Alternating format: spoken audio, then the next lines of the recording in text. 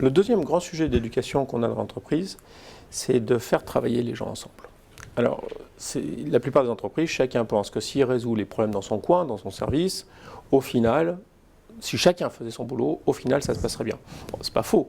Mais quand on fait ça, ça se passe à un coût. Souvenez-vous, le coût supplémentaire qu'on rajoute est extraordinaire. Ça crée des guerres de turf, on est toujours en train de discuter de qui doit faire ça, etc. Donc, le deuxième sujet d'éducation qu'on a, le premier sujet, c'était de s'intéresser aux clients.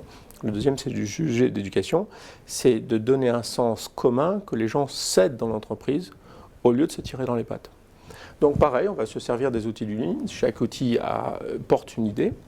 Et cet espace qu'on a créé là, c'est un espace pour que les chefs de service viennent venir ensemble et se mettent d'accord sur les problèmes fondamentaux qu'on doit résoudre pour faire avancer l'entreprise. L'idée fondamentale ici, on ne cherche pas à faire l'entreprise parfaite.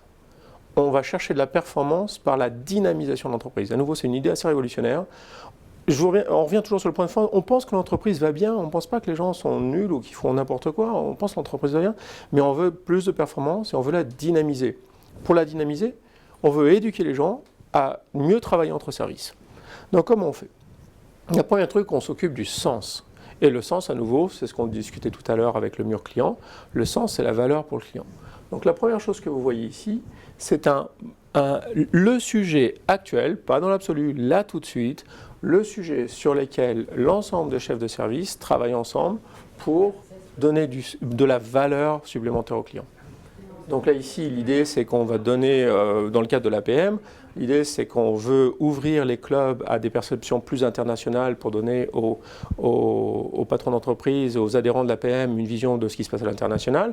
L'APM a la chance de connaître plein d'experts au niveau international qui ont des perspectives différentes, une approche culturelle différente, une façon d'être différente. Donc on se dit mais c'est une richesse qu'on voudrait offrir à nos adhérents. Oui, simplement logistiquement c'est pas simple à faire.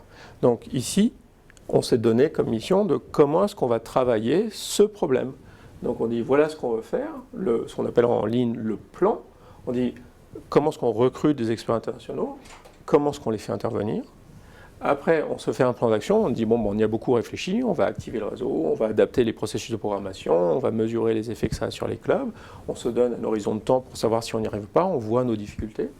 Après, là, on voit qu'on vérifie si ça marche et on se découvre que le principal problème, c'est que les experts, en fait, on les a, mais qu'on a des vraies difficultés pour les faire rentrer dans les clubs, puisque les clubs sont répartis partout en France, les experts sont internationaux.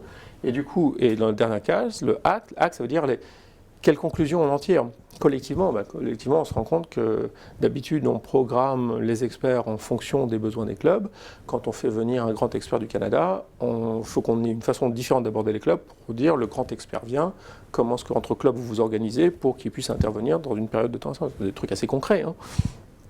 Mais ce que vous voyez là, donc, c'est un problème collectif qui permet à l'ensemble des chefs de service de dire bon, si on veut que ça marche, cet ajout de valeur au client, qu'est-ce que chacun d'entre nous, chefs de service, doit contribuer à la résolution de ce problème.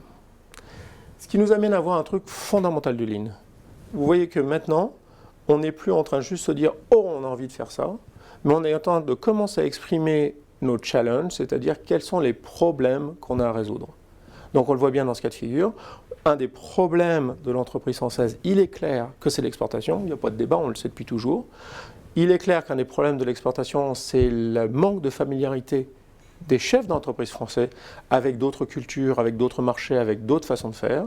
Et donc, il est clair que ce problème-là, nous, dans notre rôle à l'APM, on va le résoudre en leur offrant un contact avec des experts internationaux. Donc, vous voyez, c'est un problème qu'on essaie de résoudre.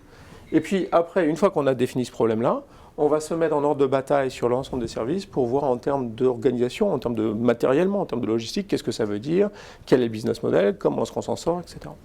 Donc, pour faire travailler les gens ensemble au niveau de l'encadrement, on choisit un certain nombre de problèmes. Le premier problème qu'on choisit, c'est un problème d'ajouter de la valeur au client. C'est ce qui donne du sens à l'entreprise.